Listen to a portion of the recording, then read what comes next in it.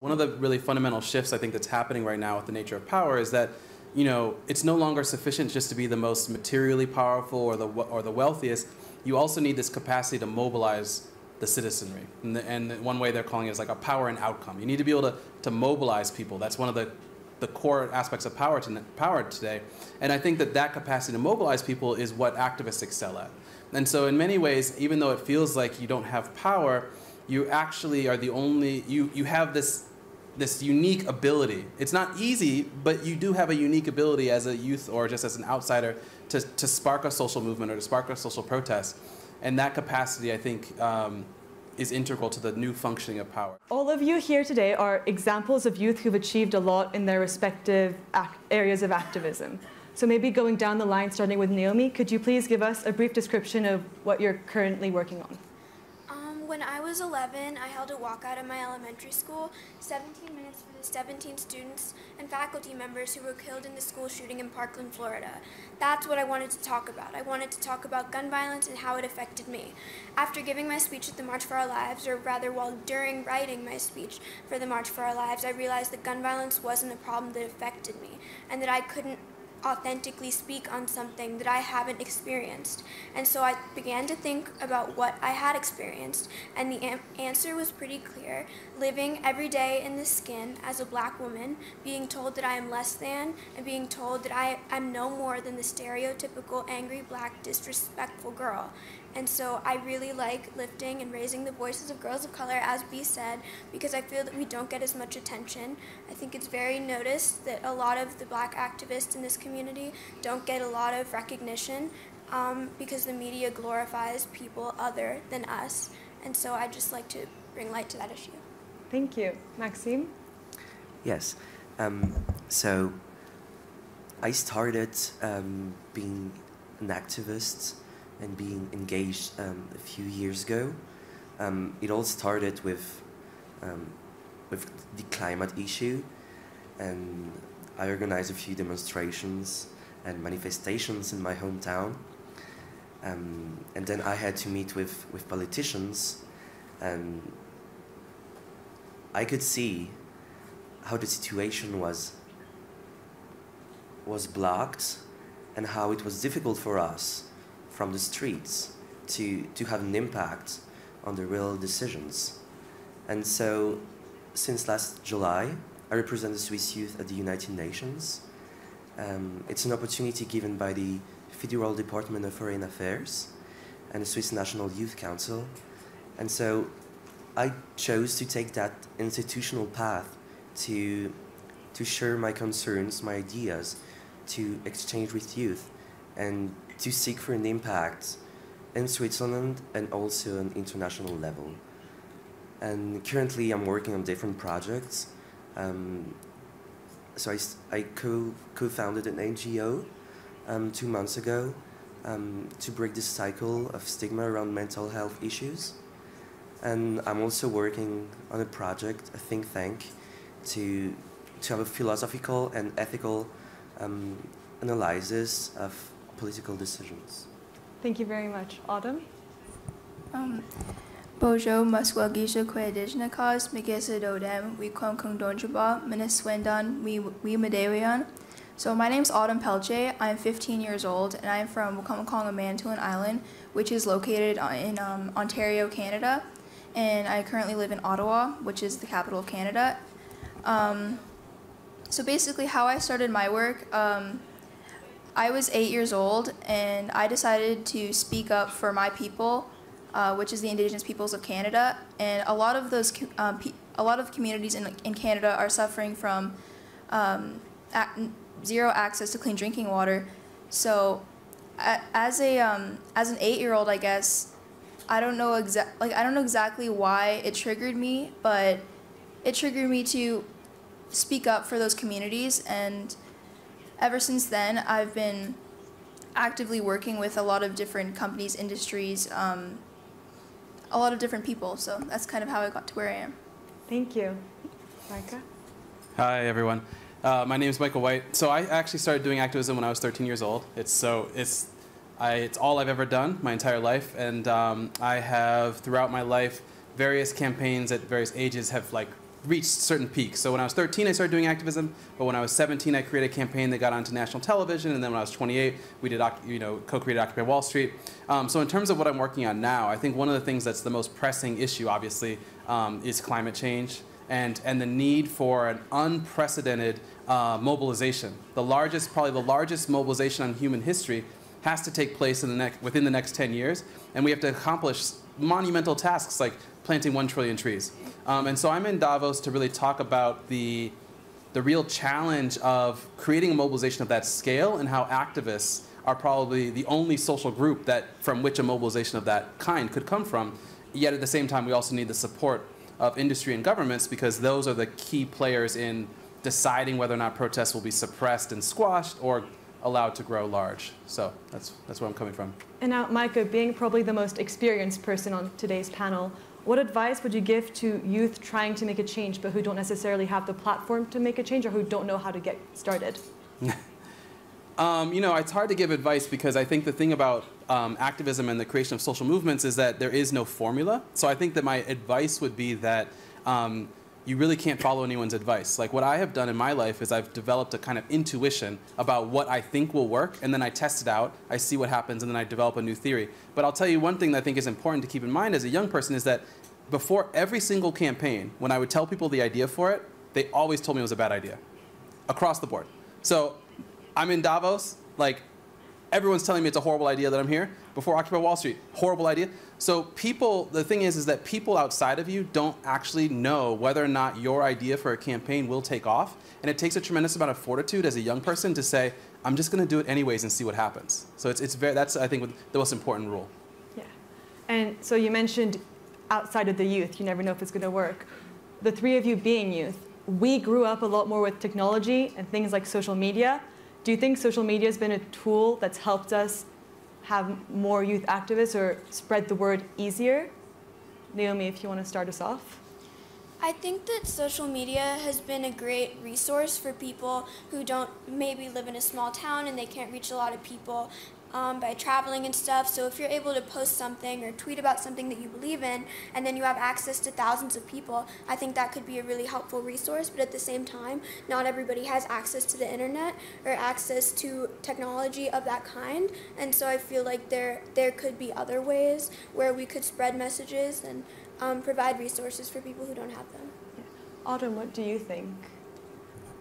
Well, I think that social media is actually a really good way to be spreading our messages through the youth, because a lot of the youth are actually on social media. A lot of us have phones, and that's how a lot of our messages get across. So I think that has a really big impact on the stuff we do.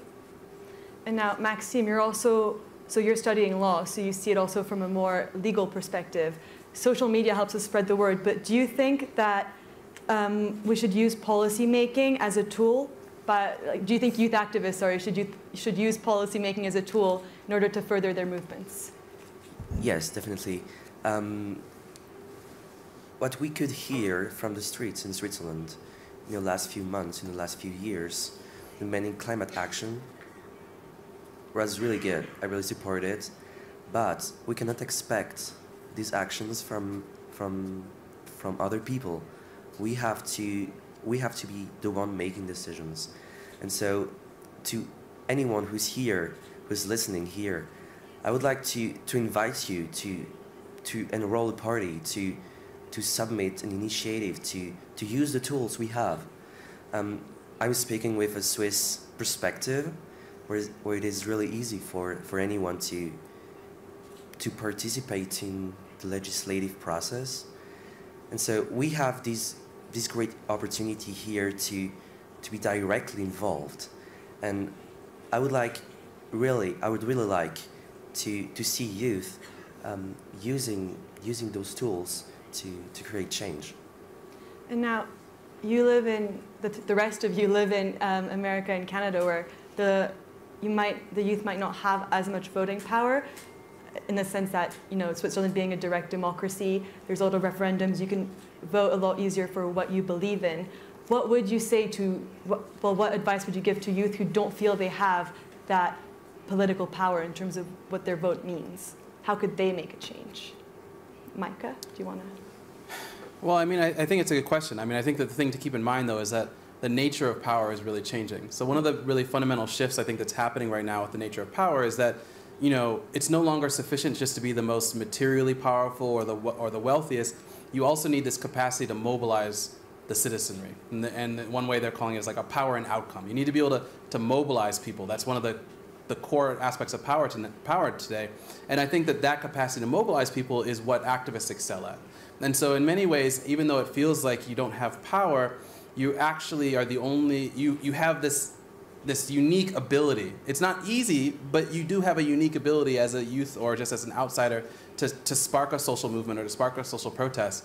And that capacity, I think, is integral to the new functioning of power. So what I see happening is that activism is being integrated more deeply into the functioning of power and to elite circles, which is why we're here. It's very strange that Occupy Wall Street would be here, in this sense. But there is something about the capacity to mobilize people that elites are very curious about and very much want to learn about. And I think what I would say to youth is that they can't steal that power from us. They don't have the ability to steal it. They're going to have to work with us in this endeavor. So it's interesting. And you say we don't have the power to steal it, but now there's been a lot of debate about the voting age and maybe decreasing the voting age to, let's say, 16. What would be your opinion on that? And I'm going to ask the young ones next to see what you guys think of it. Do you think the voting age should be decreased? Well, look, I think that absolutely. If you had asked me that 2 years ago, I said absolutely. The goal of all activism, I would say, is about the capture of sovereignty, the capture of political power, et cetera, et cetera. But I think that we've entered into a whole new situation right now with the climate emergency. Like, we basically have 10 years in order to. They're saying that scientists say we have to reduce carbon emissions 7.6% per year each year for 10 years. It's a practically impossible goal. And I think in light of that, it really calls into questions about what our priorities are. So like, you could spend the next 10 years trying to lower the voting age to 16 and we all die because of climate change. I mean, to put it into stark terms. So I think that that's the real challenge for activists right now, is to figure out what are our priorities. Do we still pursue the things that we used to want to pursue, like political power, or are we really just like doubling down on climate mobilization? Now, Naomi, you don't have you can't vote yet, and same with Autumn. What's your perspective on it? Do you think that we should decrease the voting age? I feel that if we lower the voting age to 16, we should make sure that the 16-year-olds are educated, because if we have a bunch of 16-year-olds who don't know what they're talking about and we give them the power to vote, what is that going to do? Who's that going to put in office? I mean, will they be voting because they really think that it's the right choice, or will they be voting with their opinions swayed by their parents and the people around them? So I think that if we were to, we should make sure that we do a better job at incorporating the science of politics and really how everything works into schools' curriculums, so that it's not just something that you might not know anything about and then go out to cast your ballot and not know what you're doing. I agree a lot with what Naomi just said. My opinion on that would also be that I do feel in a way that maybe 16 would be a good voting age, because really what the politicians are doing, they're making decisions in which is going to affect our future, and the decisions they make today, like I said, is going to affect our future, and I just feel like we should have a say in what happens, and yeah, that's really it. And now, you brought up education and how if we're going to lower the voting age, we should reform education. You work with certain NGOs and you look at things like education. How would you go about helping educating kids on youth activism? Maxime, sir. So that is a really important question. I think we have to rethink our educational system for today's world, and we have to integrate soft skills such as leadership, teamwork, and others to the curriculum to really prepare young people to be in position and in further years, to give them access to platforms which make it possible for them to be socially committed, and that goes through empowerment, it goes through sharing of knowledge, it also goes through proposing tools, and that is really something I would like to see in the next few years, coming from the schools, really preparing young people to make their own decisions and to create their own impact. Thank you. And now, you mentioned, wait, sorry. You bring up education and that being a barrier, it's somewhat of a barrier to youth activism because a lot of people aren't educated on the issues or they don't know how to start that. But another barrier that we also hear a lot about is age. Autumn and Naomi, you guys are the youngest here, 15 and 13 years old. How has age affected your ability to be a youth activist? Autumn, if you want to start us off. Well, for me, I started speaking on bigger, larger platforms when I was about 10 years old, and I did get a lot of criticism for my age because I was speaking to a lot of higher level people, like politicians, and it was more specifically in Canada. And I think, well, in Canada there's a lot of Indigenous racism, and it was really hard being a young Indigenous girl, and the types of comments I would get was for example, she's too young, what can she do? Her opinion doesn't matter, she's only 10 years old, or she's only 12 years old. And so I didn't let that stop me, though, and I think that does have a really big impact on what people persuade and think of us. And also, for another example, when I was 12 years old, I told off the Prime Minister of Canada, and I just felt that was a really good opportunity for me to express my feelings and express that a 12-year-old can do a lot bigger things than they say. So yesterday in the car, actually one of the shuttles, a couple walked in, and a man started saying that he thought that Trump did a really good job during his speech yesterday, and I'd like to say that my mom and I politely disagreed, and so we started discussing, because of course you want to be able to have conversations with people who don't think the same as you without getting angry. And so we were talking about it, and it was relatively okay until they started talking about me like I wasn't there towards my mother, and told my mother that maybe I wouldn't be able to fully comprehend what they were saying. And so I got a little upset. I think it's okay that I got upset because they were telling me, a woman of color, an immigrant who comes from the United States, what to think about my president. And so I got upset, and they were telling me how I should think and telling me that I should have an open mind, and I told them that I could handle myself but that I appreciated the input. And so I think that's just an example, something that just happened yesterday, about how age is always a barrier. I think especially for me, because I was 11, 12, 13 when I started, and so I shouldn't know what I'm talking about, and I shouldn't be able to clap back in that way, and I think I might have been a little rude, but it's okay.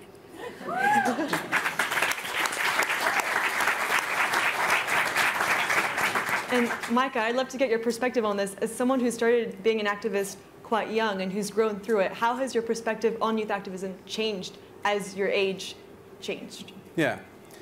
Look, I'll be honest with you. I think that being young is a blessing and a curse. So on the one hand, as we've seen, the youth have a kind of fearlessness, right? You have a fearlessness that you will do things when you are young that you will think twice about when I have children. So the idea, for example, the idea of getting arrested and going to jail as an activist means something different because I have a 4-year-old and a 1-year-old at home than it did when I was 17, 18 years old. It didn't bother me as much. So on the one hand, you're fearless, which is a great asset for being an activist. You want to be fearless in order to do activism. A lot of the nature of activism is losing your fear. But on the other hand, I can just tell you, as now that I'm in my I'm like 37, I've been doing activism now for, a long time. The difference, the weakness of youth is a lack of historical understanding. I mean, just speaking for myself, I will tell you honestly, I don't think I read a history book until I was 19 years old, 20 years old. You completely lack a historical understanding of what has come before you, and that's a good thing and a bad thing. So I think that what I would say is, at each stage of your development as an activist, you have to push the furthest for that stage. So if you're young and you're fearless, be as fearless as you can. And when you get a little bit older, dive as much into history as you can. But basically, it's a blessing and a curse. And I'd like to go back to something Naomi said. You said, we should be allowed to start a conversation about, the couple in the shuttle yesterday. Maxime, how would you go about helping people start that conversation? Because it's not always an easy conversation to start, whether it be about climate change or political opinions, etc. How would you go about helping youth start those conversations? Young people, you mean? Yeah. I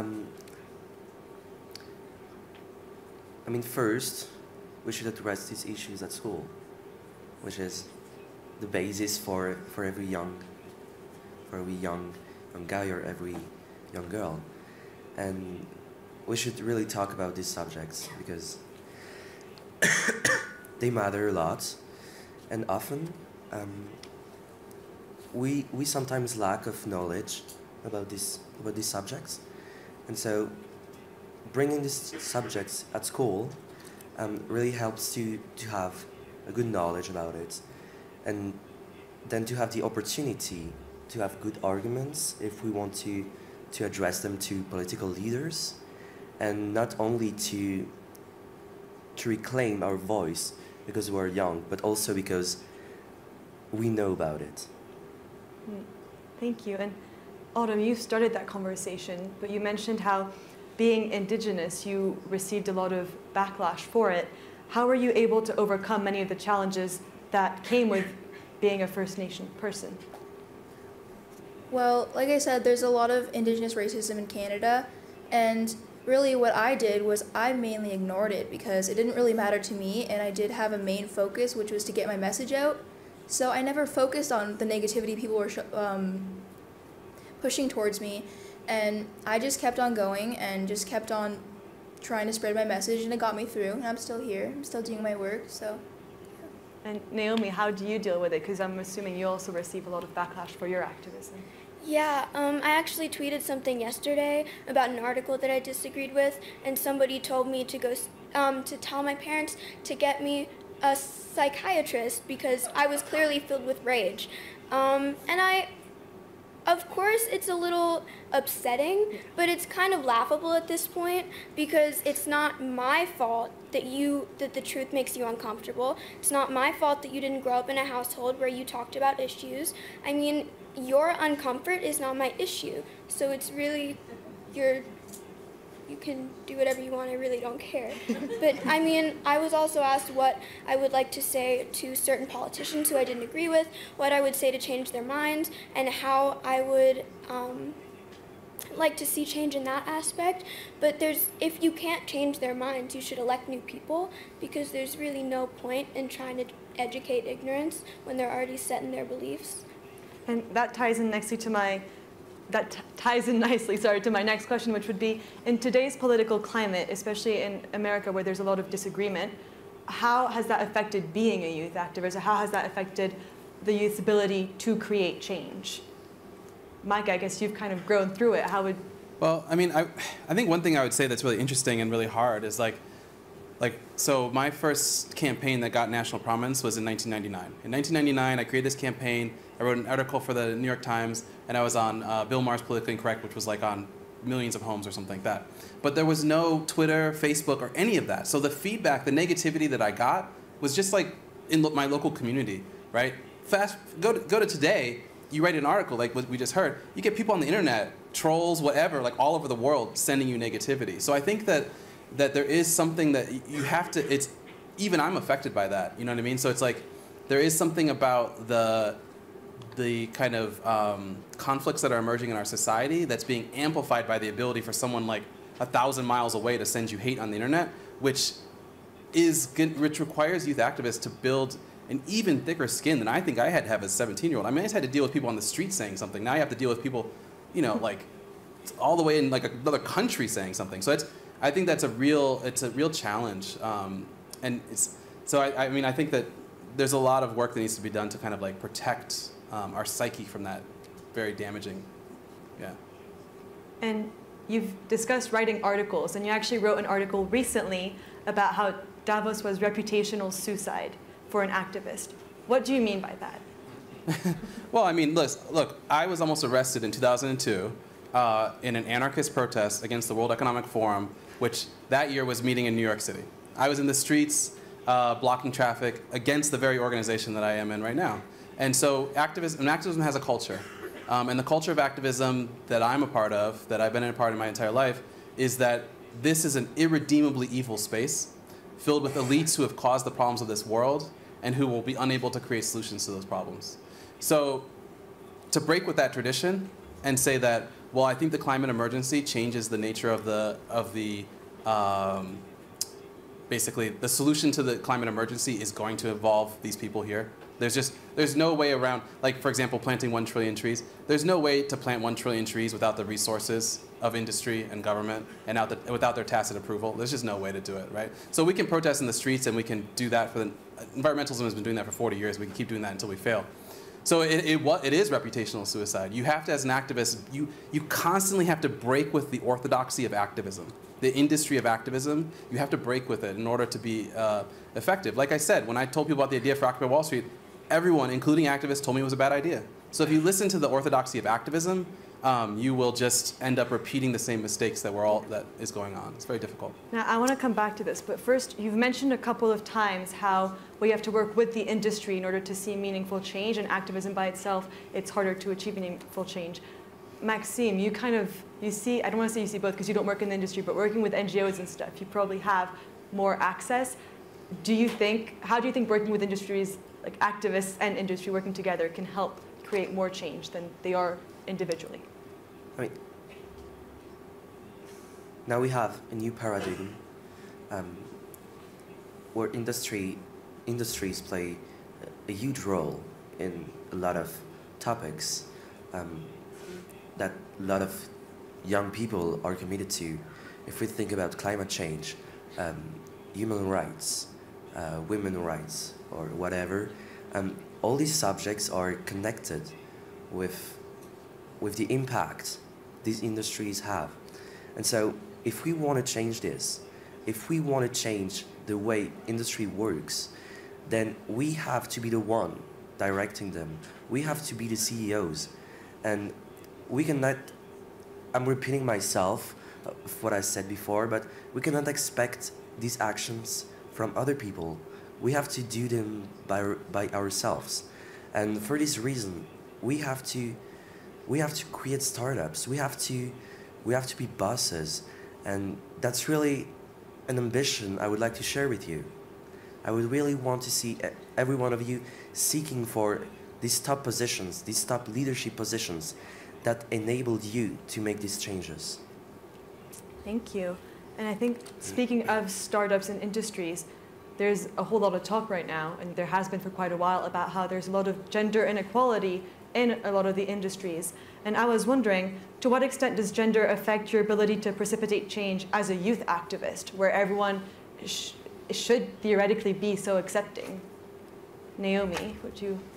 Yeah, so I think that it's harder for women of color in general because we are women and we are not white, which is two things stacked against us. And I feel like that's two stereotypes and two boundaries that you have to break through. And so it's definitely harder. As an immigrant, I feel especially affected when people are speaking, not being the most educated on issues regarding immigration and people with refugee status. And so I feel that it's harder, and the activist community is a place that is supposed to be very accepting, like you said, but I have had experiences where I am the cute little black girl who can like help us get the adults to like us, you know?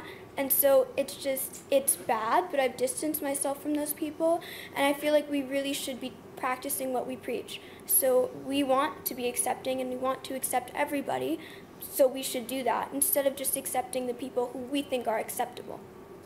Autumn, what do you think? Well, it's also similar to, again, it's a lot similar to what Naomi did say, and being an Indigenous person in Canada, like I said, there's Indigenous racism in Canada, and I do find it harder because even before she mentioned how you see on the media, it's all, the majority of it is people of non-color, I guess you could say, and you don't see a lot of the girls with color, and I think we should be paid a lot more attention to, because a lot of us do have like cultural backgrounds, and we have a lot of different perspectives, and we come from a lot of different perspectives, and even when I talk about the work I do and the stuff going on from an indigenous perspective. And so I just think it has not a lot more meaning, but it has a different type of meaning. And yeah, that's really it.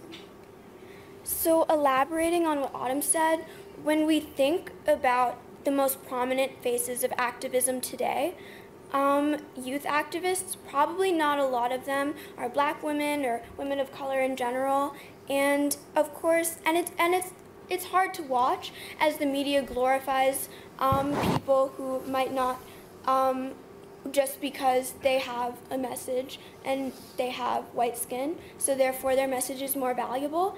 And so I feel that the women of color have been at the forefront of every major movement in the United States, but we don't know their names and we don't know their stories, and I feel that we should. And we should be acknowledging them, and we should be paying tribute so that they're not just statistics and they're not just numbers, but they're actual people. I mean, it's also not those activists' fault. It's the media that glorifies them and makes them out to be the pioneers of every movement when they weren't. Not anything against those people, but there are a lot more people behind them and in front of them. And so when we only focus on one person and we only use a couple people as the example, it's not really true to what we believe. And having heard that, we're here in Davos today where this session alone, including all the others that are happening, but especially this one, are being very publicized. You can go online, find the session, rewatch it, etc.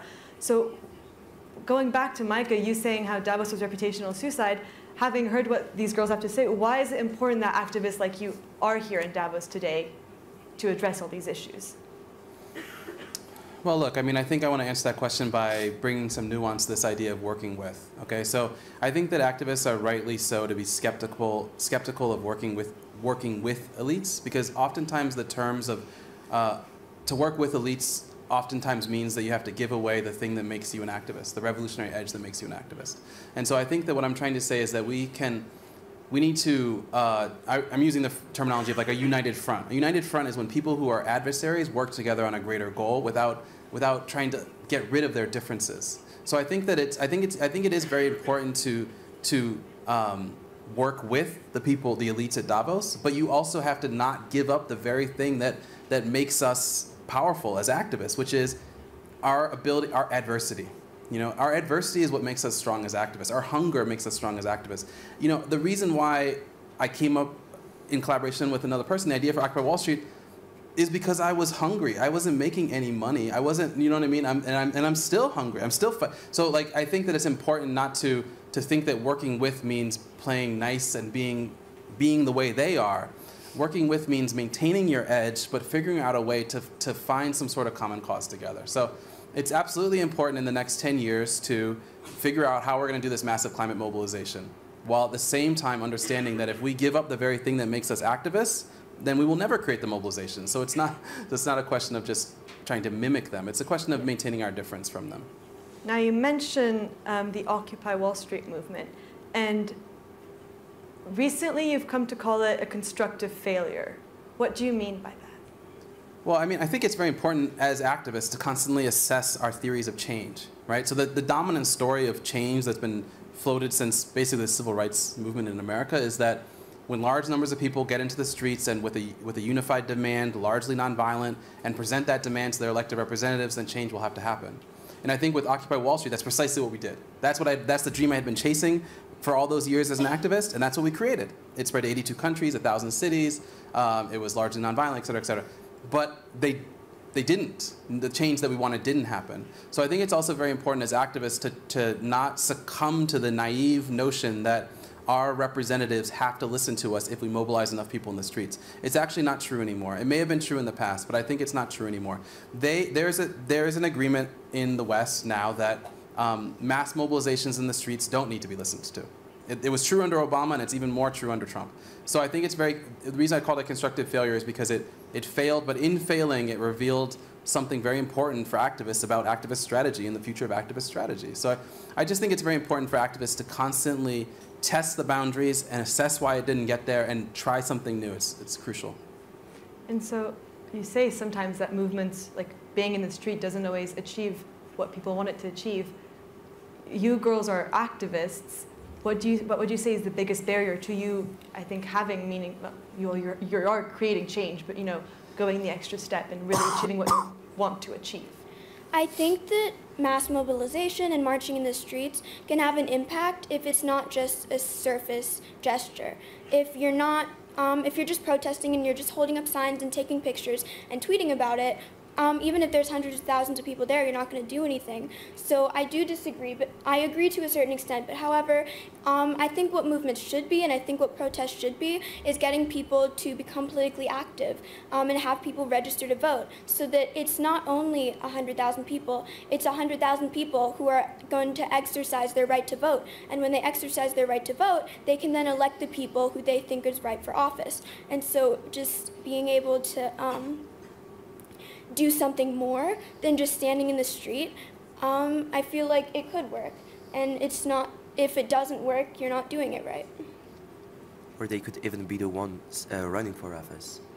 Or they could even be the one running for office. Yeah.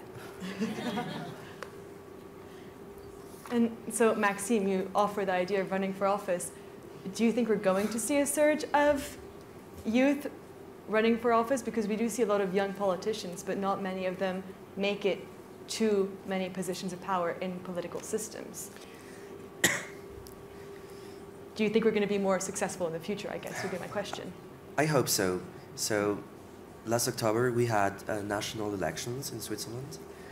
And so in the last legislation, the average age was 50.3 years old. And now it's synced to 49. So it's a small step, but I think we're on the right path, and we could see a lot of young politicians being elected, the youngest being 25. And I think we have to share these stories to young people. We have to make them aware that running for an election is possible, no matter if you're 18 or 60, and that you can be elected and that you can submit your ideas and your solutions. And that's also something I disagree with Micah. I don't think activism should only seek for activism. I think they should seek for concrete impacts, for concrete actions, and also take position, take control of the decision-making process. How would you react to what Maxime has said? Well, I would say everyone has to follow their revolutionary intuition. You know, I'm not, like I said, like I presented my ideas for campaigns, people would say no, and then I went ahead and did it, whatever. But I tell you what I personally believe is that, yeah, I absolutely, if you read my writings after Occupy Wall Street, I advocated for electoral social movements that would win elections and gain power and all this kind of stuff.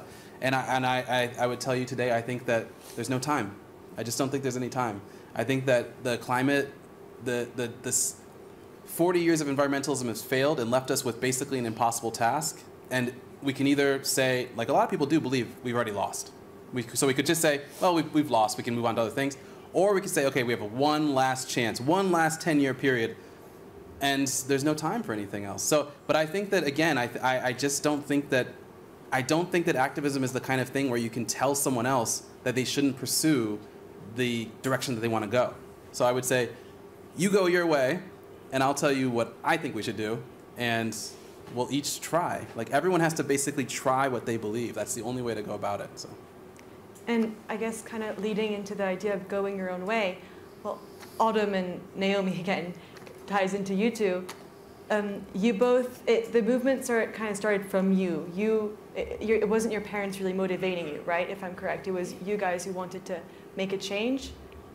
How did your family react to that, and how did they support you in you actually becoming a youth activist? So in my household, growing up, politics was always on the news. We always were hearing the president's speech. I mean, we were very aware of what was going on politically and what was going on in the activist world and in general around the world. And so I feel very lucky to be able to live in a household where I'm educated on the issues that's happening. And even though a lot of that education would be beneficial if it came from school, I think it's also very important to have real-life conversations about it and not just take tests and listen to lectures on it.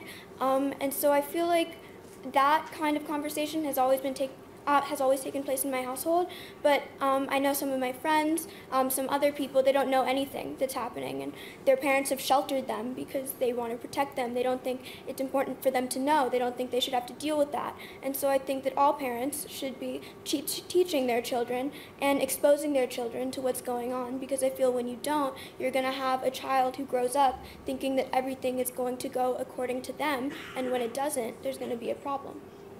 Autumn, what about you? Well, for me, it was both my own inspiration and inspiration from one of my mentors. And really where my own inspiration came from was I was 8 years old, and an hour from my community where I used to live on Manitoulin Island, which is also the largest freshwater island in the world, only an hour from there was a First Nations community that was on a boil water advisory for 20 years. So they weren't able to drink their water for 20 years. And there's children growing up not knowing what it's like to drink clean water from a tap. And so I didn't know that prior to when I was going there. And I went to the washroom, and of course I'm used to being able to do all those normal things. And on the walls there were signs that said, don't drink the water, don't use the water, not for consumption. And so I didn't know what any of that meant. And so I got back and I asked my mom, what does all that mean? And she explained to me what that the community was on a boil water advisory and what it was. And so that's kind of where my first inspiration came from.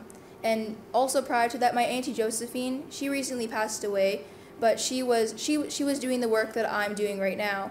And she's it's really hard for me to talk about her, so if I start crying, I'm sorry. But yeah, I think it's coming. I'm sorry. We can move on to someone else, and I'll come back to you. Don't worry.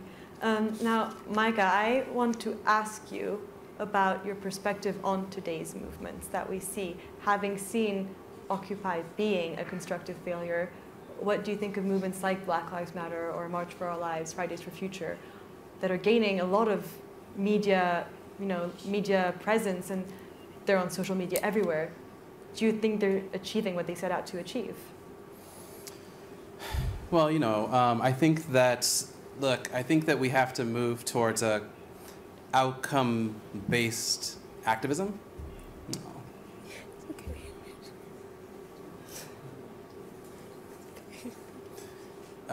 Move towards outcome-based activism, which means assessing activism based on the outcomes that it has, right? And so, my assessment of contemporary movements is that it's a very tricky time to be an activist, because there are social forces that want to amplify activism and remove the power of activism at the same time. So, yeah, it's Thank you. yeah. Thank you. Sorry, I wasn't really. No, I don't want to keep. Yeah, I feel really bad talking. I don't want to talk over the memory of your aunt, but yeah. Okay, well, now I'm a little sorry. Well, I think a question I really want to ask, something to empower the audience, since we're coming towards the end of our discussion, is what motivated you in the first place to do what you're doing today? And I think we'll go down the line and kind of hear from everyone. Why did you start doing what you do? The pain that I had felt my entire life as a girl of color growing up in Virginia, I think that I was angry, and I wanted to do something with all the tension that was coursing through my body, and I wanted to be able to say something, and I wanted to be able to put all of that negativity into a positive place. And so a lot of the motivation for me came from all of that energy and all of that tension that I had built up inside me, but I worked my best. I tried my best to channel it into positive energy and channel it into motivation. So it wasn't just me sitting around feeling sorry for myself, but it was me working so that no other girls have to feel that way. Maxime? So when I was 15 years old, I was really asking myself many questions, and I wanted to be socially committed to work for causes I believed in, and maybe not like the other panelists, I didn't have one specific topic I wanted to defend. It was more engagement I wanted to have, And so I started to do this step by step. And from what I could talk with a lot of young people, this is a feeling that is shared, and a lot of young people want to be engaged and want to have an impact, but often they don't know how. So if I can share a piece of advice with everyone who shares the feeling I had, do believe in your dreams and put 200% efforts in it. Because if you don't believe yourself in your dreams, then no one else will. And yeah, that's what I wanted to share, and that's also what motivated me in the first place. Autumn? So I could probably go back to what I was saying, but so yeah, after learning about what a boil water advisory was, it was actually after that I learned that that obviously was not the only community in Canada that is under a boil water advisory, and then I learned that there was over 100 boil water advisories in Canada and 40 in Ontario alone, and so that was it was concerning to me. I know I was only 8 years old, but it meant something to me, and then just having to think that there was kids my age and even younger that grew up not knowing what it's like to drink water from a tap. And so even with that, my Auntie Josephine, she was the Chief Water Commissioner, and that's my title now. So that title was handed down to me, and that's basically what I do now. Is I sit at the decision table when decisions are made for the Great Lakes, and I have a say in what happens, and I advocate for them. And so, yeah, I think that's what I was going to say. Thank you. And Micah? Yeah, I mean, look, I think about it a lot why I ended up on this path. I think there's a biographical explanation, which is that, you know, my dad is African American, my mother is white, and I never fit in on either side, et cetera, et cetera. But I don't think that really captures like why I became an activist. I think instead it's like I was born that way. I always, I just always remember being fascinated with that. I mean, I was probably predisposed because my parents were also like minor activists in college and stuff like that. But I think that what really ended up happening is that it became my way to escape my destiny. So without activism, I obviously wouldn't be here. And I can tell you for a fact where my brother ended up and where the other people in my community, where they ended up, and where I would have ended up without activism. So activism became my way to fight against the status quo that I was locked into, and my way to propel myself out of that situation into new things. So, and then in the end, it opens some doors and it closes others. So at this point, it's closed a lot of doors. You know what I mean? Like, I'm not gonna get a job. I've never worked an actual job. The only job I've actually had was I worked for Adbusters magazine, an anarchist, anti-consumerist magazine. You know what I mean? So what it means is if I were to apply for a job at like Facebook or something, I have no understanding of office culture whatsoever. You know what I mean? So there's things that happen. So once I'm locked on this path. You know what I mean? It'll be forever. You say that, but at the same time, we were talking backstage, and you were saying how people told you like, oh, you're never going to go to university, you're never going to get an education. Well, you know, you did that, you got a doctorate, but you say you would never be able to get a job, but you have the educational training to do so. So wouldn't you theoretically? Well, yeah. I mean, anything is possible. What I'm saying is that there's certain personal characteristics that you have to develop in yourself to maintain yourself as an activist. I'll be honest with you, most activists do not make it past the age of 25. Okay? It's very difficult to make a living as an activist, and there's a lot of social pressures to give up activism as you get older.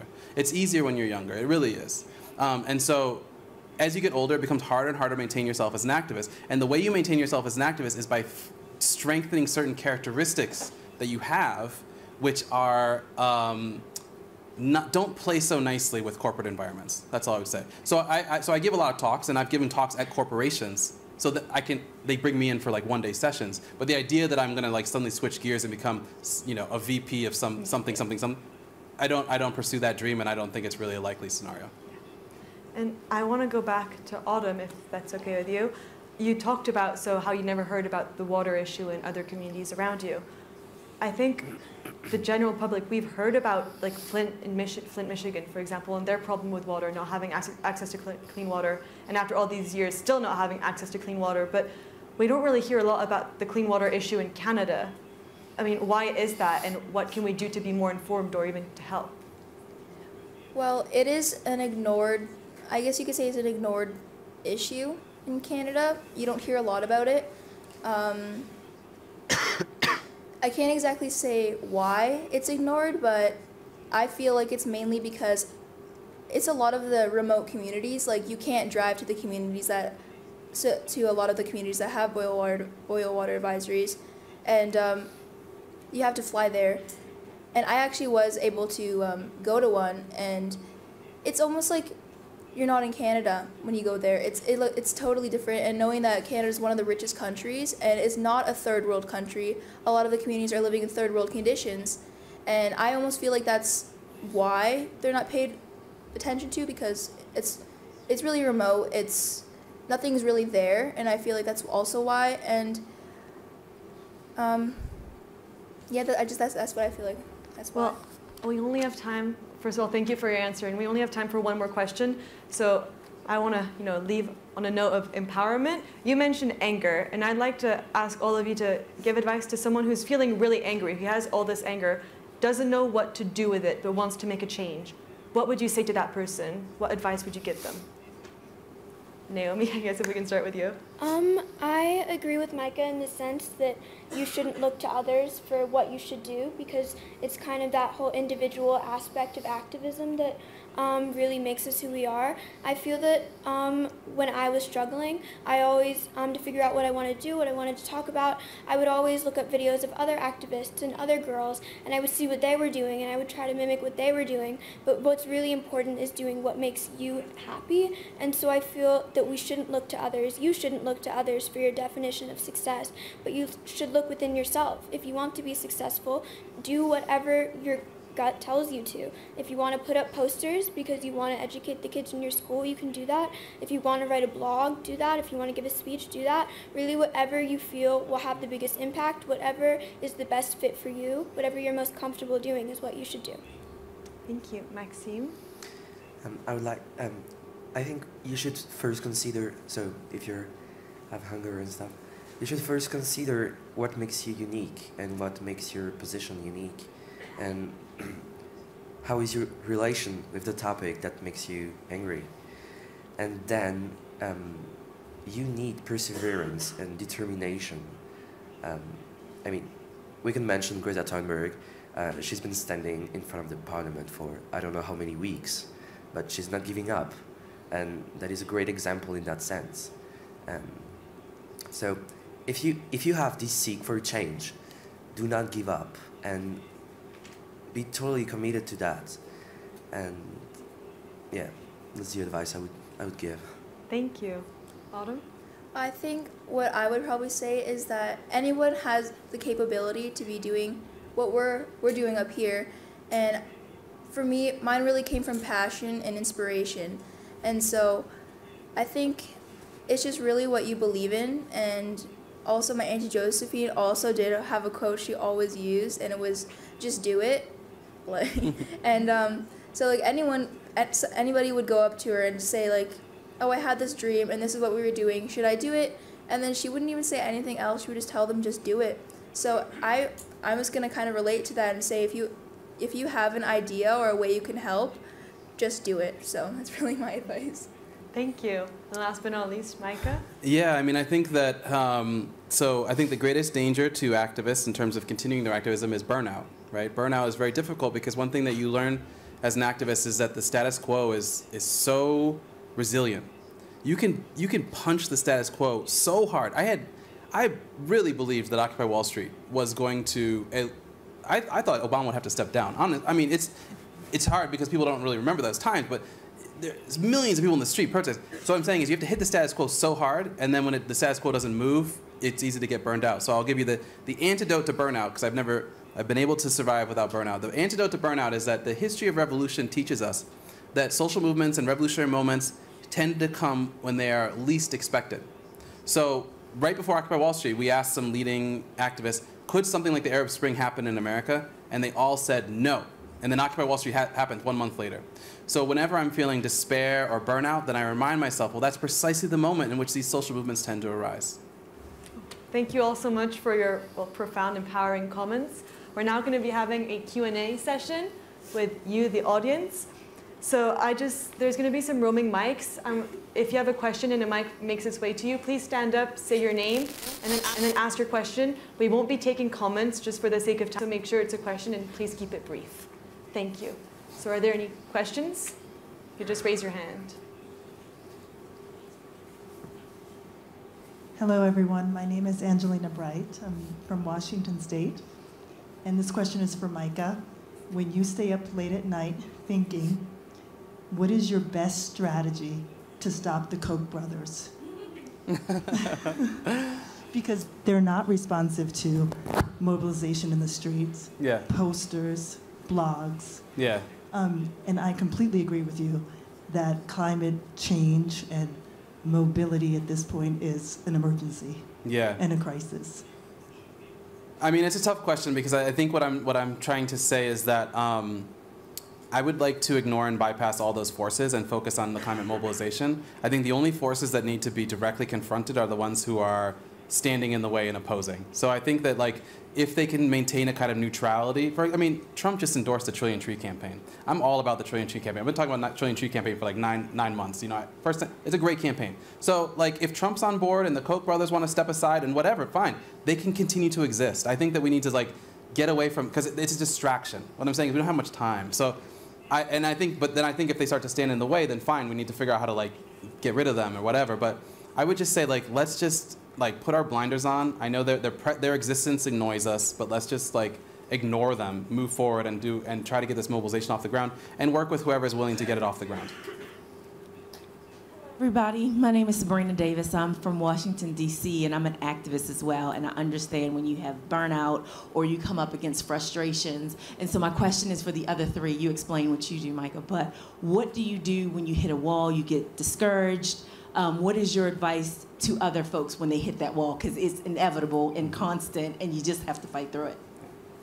What I do when I feel unmotivated and tired, I take a break. Because I think that a lot of what activists do is they're so busy trying to save the world and trying to advocate for other people that they forget to take care of themselves. And so self-care and caring for yourself, maybe journaling, it sounds really cliche, but it's really important because I found myself feeling really badly about myself and about the work that I do because I might not have been having the impact that I wanted to have.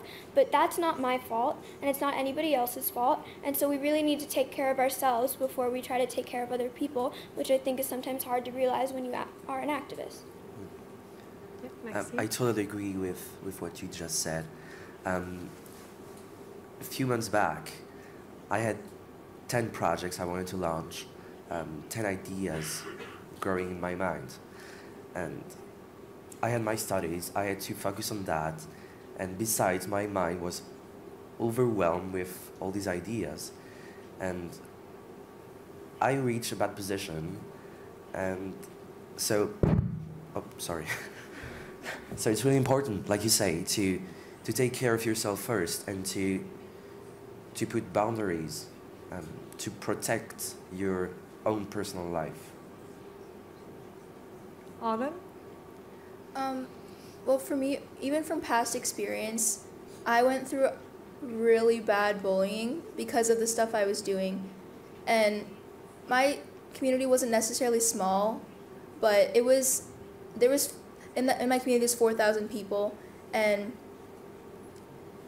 this was when I was in grade 6, which I was 12 years old, and I was facing a lot of bullying, and you always hear, like, don't let them get to you, just ignore it. But it's really hard, and it did get to me, but then one day it really clicked for me, and I had to think, wow, I'm actually letting them get to me. I'm actually, like, listening to what they're saying. It's actually bothering me. And then I was forgetting about why I was doing what I was doing, and I was forgetting the whole purpose. And so I had to really remind myself to just ignore them. Like, an opinion's an opinion. Of course, everyone's gonna have opinions, whether it's negative or positive. And so I've just really learned to really just not care what people say. And so that's really probably my advice, is just not caring what people say. Thank you. Do we have any more questions in the audience?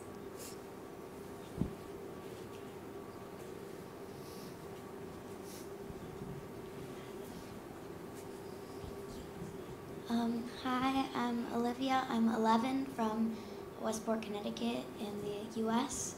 And my question is, how do you think that youth can help achieve the Sustainable Development Goals to help our future? That's a good question. Does anyone want to tackle that? I'm seeing, oh, yeah, you can. So, as you probably know, 17 goals were launched by the United Nations. And so, through my personal experience, I attended different events presenting initiatives in all these movements, in all these topics. And I wouldn't say that youth has a special role to play in the achievement of SDGs. I think it's the job of everyone, of policymakers. It's like a common duty, and not especially for youth, not only for youth. But on the other hand, we could use our creativity that we have as youth to develop strategies and solutions, products, startups that help concretely to achieve these goals. Thank you. Micah, I saw you nodding when she asked the question, and I honestly really want to hear what you have to say.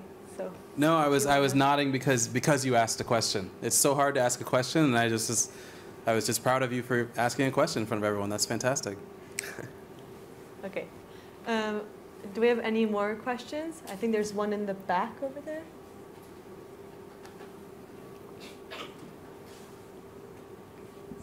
Thank you. So obviously, obviously being young already in itself is very controversial, but do you think that having very polarized activists like Greta Thunberg, who's quite radical, do you think that it helps, or that maybe it hinders and distracts from the work that they're trying to do? I think that it definitely helps. I think that Greta and so many other activists have inspired a lot of kids. I think that she's shown a lot of people that it's possible. I mean, she's so resilient, as Maxime said, and I think that it's great having her as a role model. I think that we shouldn't only be looking to Greta, for example, but to a lot of other people, as I was talking about the diversity in who we look up to. So Greta is an amazing activist, she is, and she's doing more work than most people I know. However, there are a lot of other kids who are doing great things, and so people always ask the question, who inspires you besides Greta? But I think that, assuming that we are going to say Greta in the first place, so I think that we should expand, and we should look at more kids who are doing more work, and we should accept everybody and acknowledge everybody, and not just be set on this one or a couple people. There are a couple of them who we really think are better, and who we think are the pioneers, as I said, to every movement. So I think that Greta has inspired me, she definitely has, but we should definitely look to some other examples. Thank you. Autumn, you were about to jump in there. It's like the same thing. Oh, okay. Yeah. Anyone else have anything to add before we take another question? I mean, if I could just add something small, it's like, I think one of the basic mistakes that people make when they try to do activism is they think, well, my end goal is to create a mass movement, so I'll start with an idea that appeals to many people. That's actually not true. I think that the ideas that take off and spiral into mass movements are precisely the ones that come from the edge. And what you tend to find is that the social organism gravitates towards the edge. I mean, Occupy Wall Street was an insane idea. It was insane, and the not marketing, but the messaging that we did around it was crazy. You know, if you look at the original poster and stuff like that. So I think that you don't have to. It's not about being divisive or not. I think it's about you want to pitch something from the edge of society, the edge of thought, and you will find, if it takes off, that people gravitate towards it. When you pitch to the middle, it tends to just kind of fizzle, and this is why a lot of the focus groups type social movements never take off, because it seems like a good idea everyone can agree on, but it doesn't excite people. Social movements take off because of how it makes people feel. So. Do we have any more questions? Hi, I'm Lisa Neubauer from Germany. I have 2 questions, actually, if that's okay. One is rather a political one. In terms of the climate crisis, we face a new quality of crisis because we have such a short amount of time that is left to actually change the pathway we are on. So I, as an activist, find it very tiring to repeat and repeat and repeat that we have no time, when in fact we actually have no time. But it's not a useful framing, I find, because it stresses people out and they say, don't panic, whereas actually we all should be panicking in a constructive way. So the first question would be, what would you think, how to deal with the time constraints we have in the aspect of the climate crisis? And the second question is about media. I too complain about media, most people do, because it's just difficult to deal with a very conservative, very reactionary media world that is in love with white privileged kids. But then I feel, okay, we might not be able to change the world of media as fast as we needed to, so my question there would be, what would you advise people to do in terms of messaging, in terms of framing, how to deal with a media that would naturally not put those on the front pages that we need, where we need them to be? Thanks. Thank you. So the first question about having little time to take action and not panicking and doing something constructive. Micah, do you want to start us off? Yeah, I mean, I can respond to the first one. I think that it's like there is no time, but at the same time, we know that that kind of urgency mindset shuts down our creativity. Like, it is true that, if you're in a panic, you're oftentimes not going to just try to open the door. You know what I mean? You're freaking out and the door's just like standing open over there. So it's a challenge. I mean, there is enough time, but it's close to running out of time. So I think I agree that the urgency mindset shuts down the mind, but at the same time, there is very little time left. So it is extremely difficult. But I think that, look, at the end of I think at the end of this decade, there will be no time. So we do our best, you know what I mean? But there is no real answer to it. It's extremely difficult. Yeah, both those questions were extremely difficult to answer. So. And for the media question, I mean, I think it'd be great to send it to you, Naomi, because you talk a lot about the lack of diversity. Yeah. What do you think? The media does a really great job at glorifying and putting white privileged kids, as you said, at the center of every movement. I've met so many black and brown girls who have experienced violence and who have to duck from bullets to get to school, but then we think of who we actually see on TV talking about those kind of situations. There are so many young girls of color and women of color who have been working their entire lives fighting for their voices to be heard, knowing that they don't have an equal chance at gaining that attention and getting that recognition, yet they still continue. I think that resilience is so admirable, but it's sad when we don't hear their names and we don't know who they are, and they're non-existent to us, because when we look on the news, we see the white kids who are making a difference, and we see the white kids who are speaking out, but then we see some of the same black and brown kids who are saying the exact same thing and are not getting any attention for it. So I think that it's the media's problem. How could we go about fixing it? I think that we can raise awareness, and we can stop being so comfortable in the way we look at things. I think that we can challenge ourselves in the certain faces that we think of when we think of somebody who is successful, somebody who has a lot of money, someone who is educated. When I say those words, you might think of a white person, but maybe we can start thinking of other people. We can challenge ourselves in the way that we think, like I said. So I think that the media and TV shows and books and movies have conditioned us to think a certain way. So I think it's important if we start to look outside of that box, because even I, growing up, have always wanted the white doll, or I've always wanted to be like the white princess. And just seeing how that is scary, seeing how that affects us. But I think that there's nothing, like you said, we can really do about the media, because that's a really big issue, and it's a culture. But I think we can do it ourselves and change the way that we think. I think, like Maxime and Michelle was telling us earlier, we have to become the media in a way, and we have to grow up and change that ourselves if we want to see truly meaningful change. Yeah, you have to change the game. If those medias don't want to cover your actions, then, well, you don't need them. You can, I mean, the system of media coverage is exploding now. You have traditional newspaper, but you also have other opportunities through social medias, through Twitter or whatever.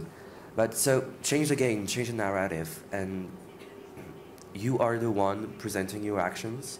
And if they don't want to present your actions, then you don't care, and you can just use other ways to do it. Do we have any more questions in the audience? Oh, okay, yeah.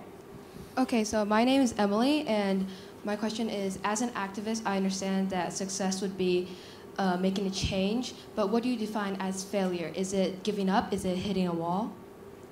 Well, I'd like to throw this one over to Micah, since you've coined the term constructive failure. What do you think failure represents?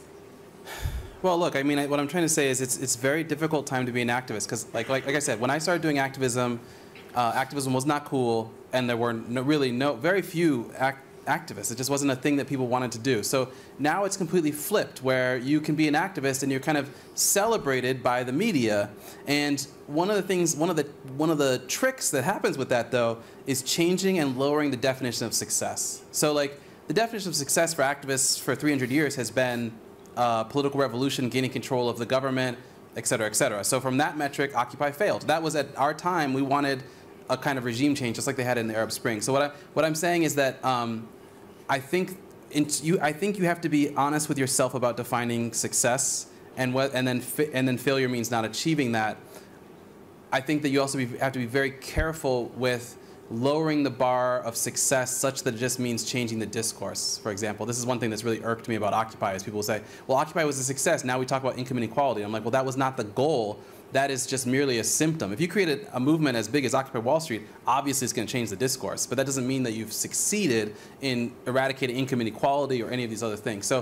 So right now, I think they want you to believe that failure is impossible, that we're always succeeding. I think there's a really, at least in America, a very positive narrative around these kind of things.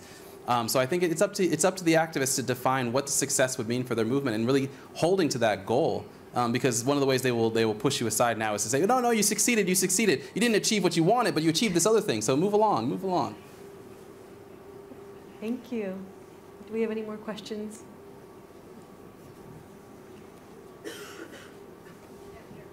Sorry, there's a microphone coming.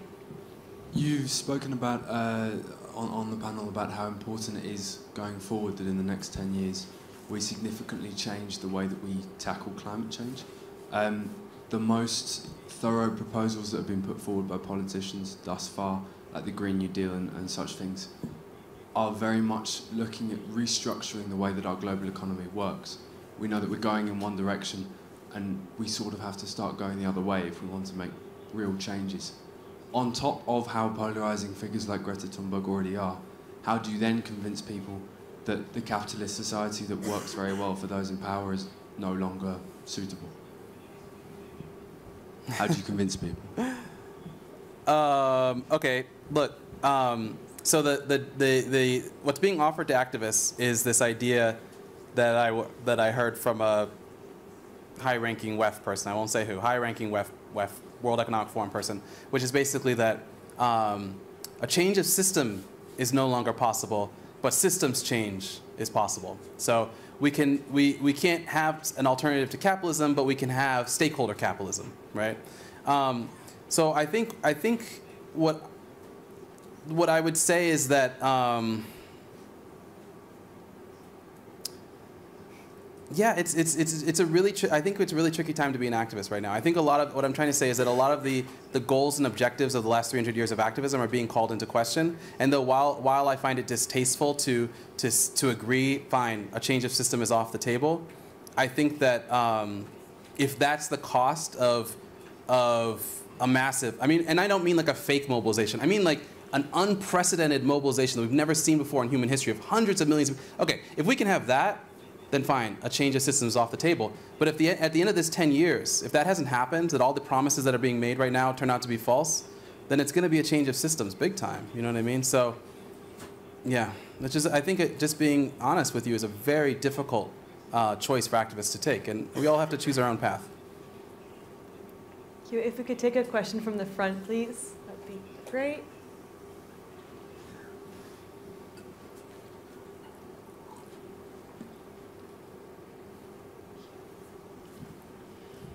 I've got a question for Micah. So my name is Aurelia McNichol. I did half my career in industry and the other half as a teacher. So I've been a teacher for 15 years.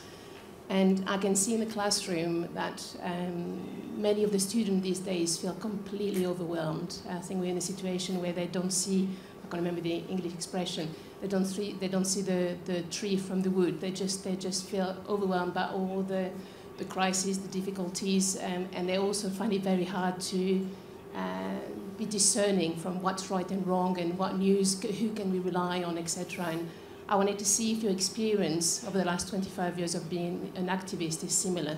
In a way, social media is great, but equally sometimes it's really paralyzing people. There's just too much information, so difficult to know what to tackle, how to tackle it, and to feel powerless. So I wanted your experience. No, I mean, I think it's a really tough time to be a young person. I mean, we weren't having these kinds of dire, catastrophic conversations when I was 13 years old. We just weren't. And I have a 4-year-old child, and I think about, like, at what age do I start to have these conversations? So I absolutely think it's normal to be having climate grief and all of these kind of things.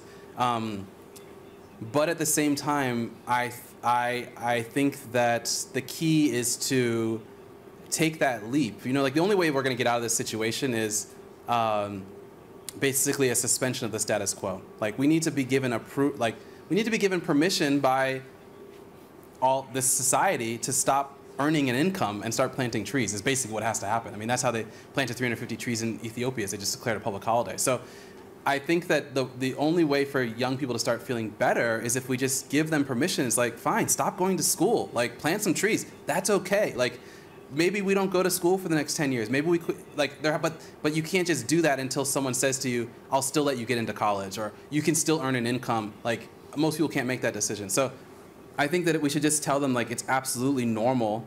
And then we also have to give them permission to start working on it. Because how paralyzing it is to know that the world is collapsing around you, but you have to take a math test. It's like, why is this mattering? You know what I mean? So we have to give them permission to, like, to act as if the world is collapsing, you know? So.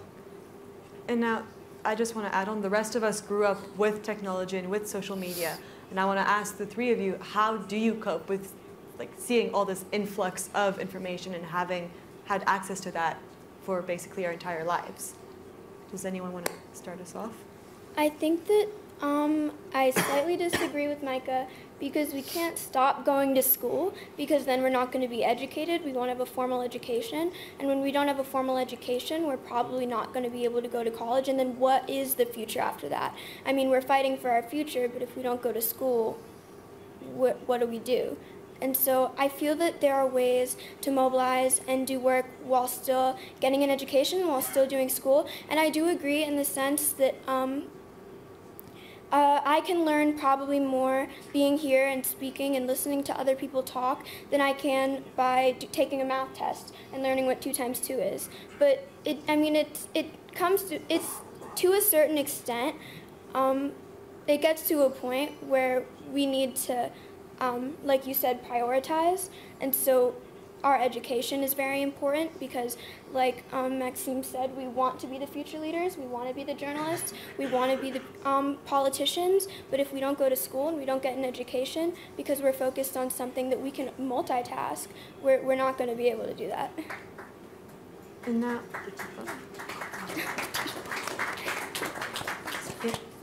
I think instead of stopping and not going to school, I think you could just tie it into the education system and kind of make it almost like a mandatory course, or however the education system works over here, and just make it something mandatory to learn, like climate change or environmental science. So. Thank you. And I want to tie in, I think, we talked about sometimes systems, like political systems, not always working for the change we want to see, but here, education isn't necessarily keeping up with the way we need it, because you were saying, oh, well, we can't just leave school because I need to be educated so I can go to college. Yeah. But isn't that kind of where you realize, well, if you can't, like, education is almost preventing you from being able to do things because of the way education is set up. So I guess my question to you would be, before we move on to another audience question, sorry, would be, how would you change the education system for it to better fit today's changing lifestyle? Because it's clearly not keeping up. Yeah, sorry. I feel like school today is about passing, not learning. So they don't want to make sure that you understand the concepts and make sure that you're able to implement what you just learned into real life situations. They want you to know this math equation so that you can pass the test, so that you can pass the class, so that you can pass the grade. I mean, it's just this whole chain, and I feel like a lot of what we're learning isn't really related to what we could be doing. I was in Spanish class, and we were learning about how a lot of people who are studying in the medical field started thinking about what they wanted to do when they were like my age, and by the time they were like 18, 19, 20, they were already a medical intern because they started that entire thinking process beforehand. And especially in the United States, you have to get an education, and private versus public education is an issue too, because I attended private school, but that means that I might get a better education than a kid who goes to a public school in an inner city. But that's not fair, because then I'm probably going to have the education to be able to go to the high school and be able to go to the college. But if their school isn't teaching them what's necessary, they're not going to be able to do that, which means they're not going to be able to have a successful future. And a lot of that is defining success. And so a lot of what's considered successful is money and having power, being in a position of power. And I think that when we think about, we always assume that the brilliant mind is going to come from a kid with all the resources, the kid who goes to the private school, the kid who lives in the upper class family, the kid who studies abroad, that kid. We don't think about the kids in the inner city, and we don't think about the kids who have to worry about where their next meal is coming from, because they're not thoughts in the back of our mind. And so I think that the school system is pretty flawed. Well, I think we have time for one last question from the audience. There's one in the front, one in the back.